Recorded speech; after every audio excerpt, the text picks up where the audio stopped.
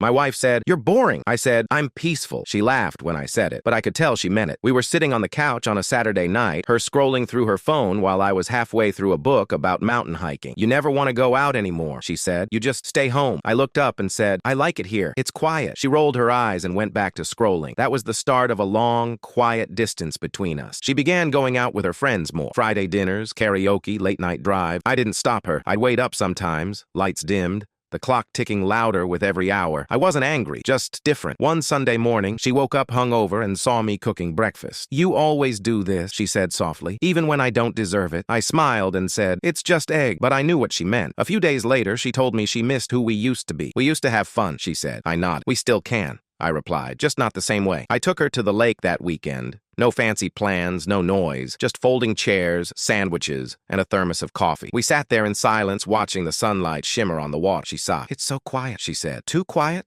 I asked. "No," she whispered. "It's peaceful." For a while, that became our new rhythm. Slow mornings, soft music, cooking together, evening walks around the neighborhood. But life doesn't stay still. A year later, her mother got sick, and our weekends were filled with hospital visits. I handled the laundry, meals, and bills while she took care of her mom. One night, she came home exhausted, sat beside me, and just rested her head on my shoulder. "You're my calm," she said. I finally get it. She didn't need to explain what she meant. That was enough. Months later, after her mother passed, we were sitting on the same couch again, the same spot where she once called me boring. She took my hand and smiled faint. "Remember what I said before?" she asked. I nodded. "You were right," she continued. "You're not boring. You're peace in a world that doesn't stop spinning." I squeezed her hand gently. Sometimes people confuse stillness with emptiness, but there's beauty in being steady when everything else shakes. Now, on Saturday nights, we still don't go out much. We light a candle, share a drink, and talk about small things, like how the neighbor's cat keeps stealing our doormat. She laughs, leans into me, and says, "You know, I used to think peace meant nothing happening.